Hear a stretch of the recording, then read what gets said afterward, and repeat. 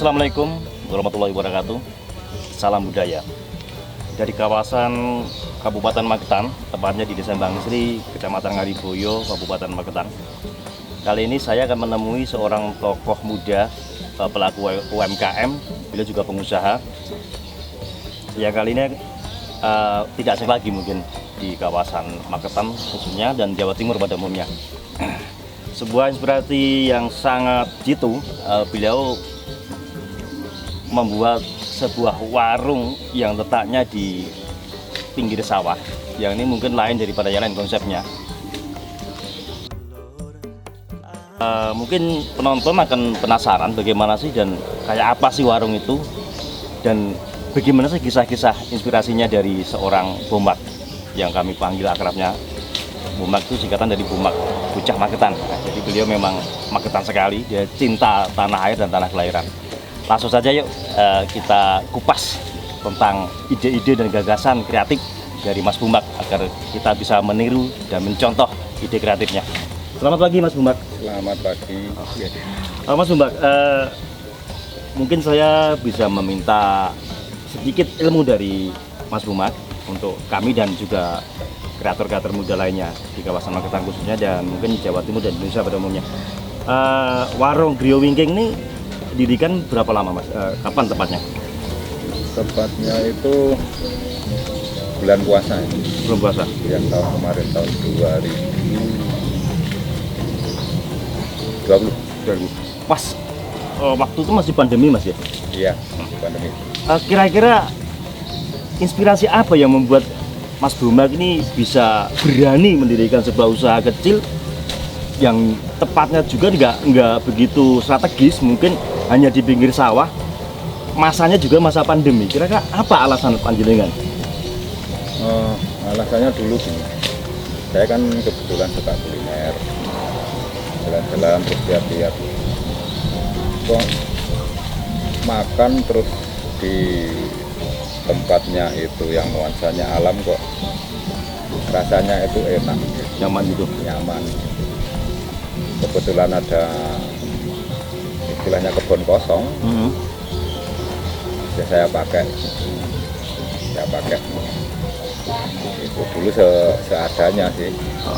Terus seiring waktu berjalan ya saya tambahin sedikit. Kalau tamannya sih emang tidak ada gitu. Terus konsep pertamanya saya ambil nuansa alam, terus yang keduanya itu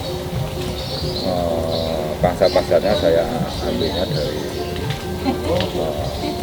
keluarga gitu. Jadi misalnya keluarga itu ada pengen makan atau apa ya kesini. Terus yang ketiga menu-menunya juga menu biasa yang Perlu jauh sederhana ada, ya? iya menu yang sederhana aja gitu. Nggak ada macam-macam itu.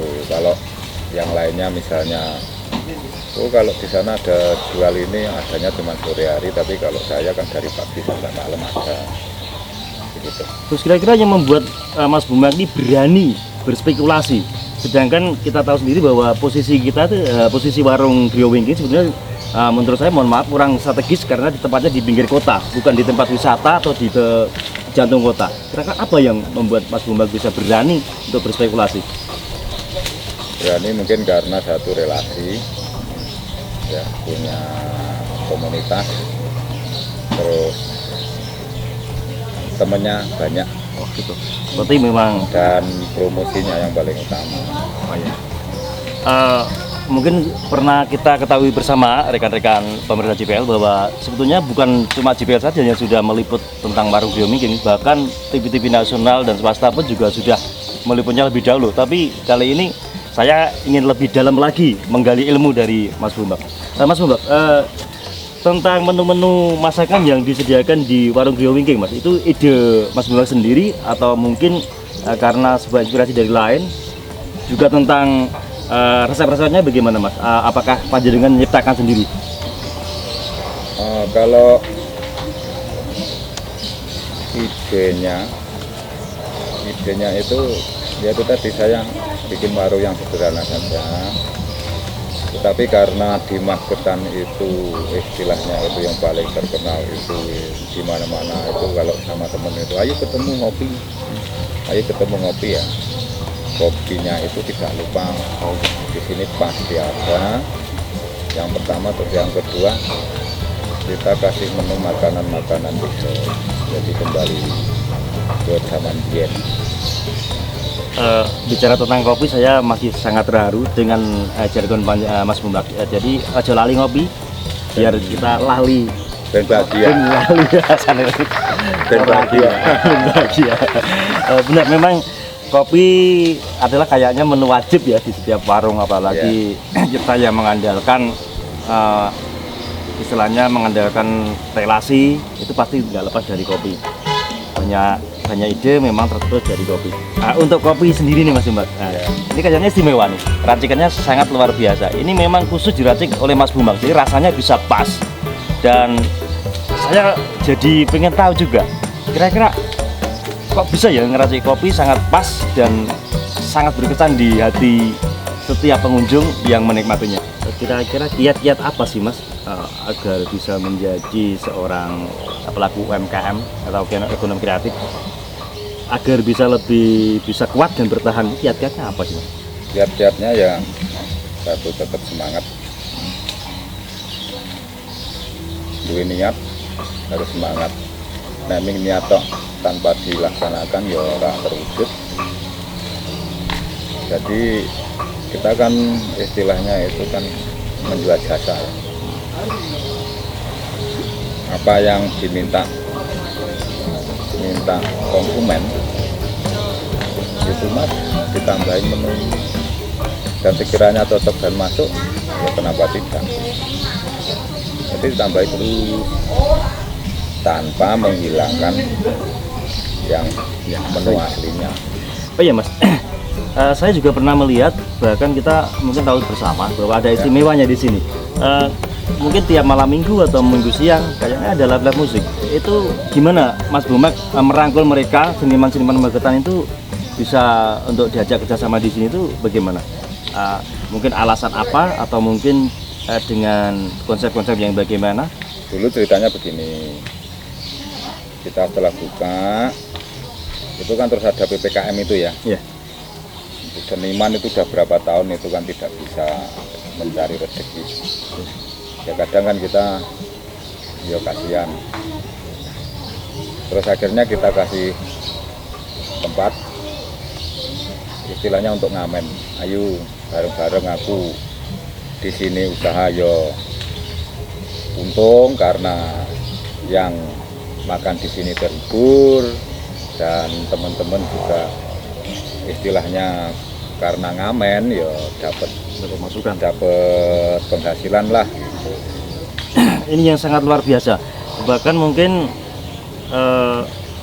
konsep yang satu ini mungkin sangat dinantikan rekan-rekan yang lain, mungkin bagi pelaku seni yang lain. Di saat-saat pandemi mereka bingung mencari tempat pekerjaan, tapi di warung Griyo Mingking sendiri yang notabene-nya baru buka dan sebetulnya belum kuat secara permodalan karena baru buka dan mungkin belum balik modal, tapi sudah berani merangkul rekan-rekan musisi. Kira-kira apa yang menggugah hati panjenengan? Kalau alasannya saya juga tahu ngerasane wong jadi seniman. Dia ya tukang son. Itu ya campurnya sama teman-teman seniman juga. Ya tahulah suka dukanya. Jadi hatinya ini istilahnya terbuka lah. Aku isong ini walaupun saya sendiri belum mampu ya apa salah gitu mengasih kesempatan teman-teman untuk ekspresikan istilahnya, karena dulu itu sudah lama nggak tanggapan lah, nggak dapat pemasukan di sini lempetnya tangannya sambil belajar tapi isong tuku bensin atau gimana gitu. Warung Griyo Mingking ini mungkin saya masih sangat penasaran, mungkin pemirsa juga penasaran. Sebetulnya warung Griyo Mingking warung yang sangat sederhana, tapi di mata pengunjung mereka akan berkesan, bahkan terasa mewah. Bukan berarti hanya cuma mewah saja, cuma memang sangat terasa mewah sekali. Itu yang membuat suasana yang kayak gitu apa Mas, kira-kira Mas, yang Anda ciptakan gitu Mas? yang bisa menciptakan seperti itu? Saya prinsipnya ini, kalau ke sini itu istilahnya,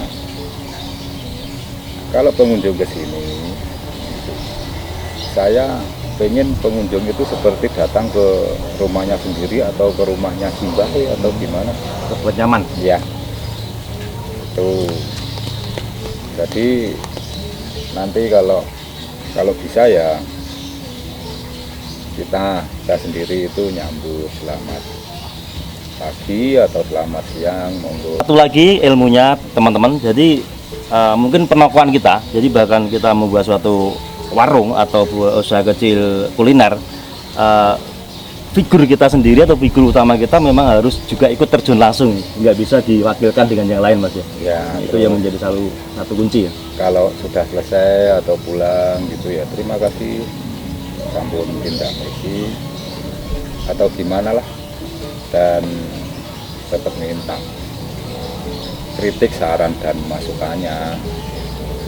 Kadang gini kan, kalau saya lagi keluar atau gimana gitu, misalnya mau ke proyek lagi kan, pada bilang, lah wong rono itu loh wong sing golek iya.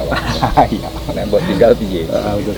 Oke Mas, satu lagi Mas, dari tadi satu-satu terus, jadi satu tambah satu dan seterusnya. Mohon maaf, mungkin agak krusial, mungkin agak sedikit intern, tapi nggak apa-apa. Ini hanya untuk agar pemirsa tahu dan pemirsa itu biar semangat. Kira-kira omset kesehariannya untuk sekelas warung yang sangat sederhana tapi berkesan, boleh bisa dibuka sedikit? Ya kalau omsetnya ya alhamdulillah bisa untuk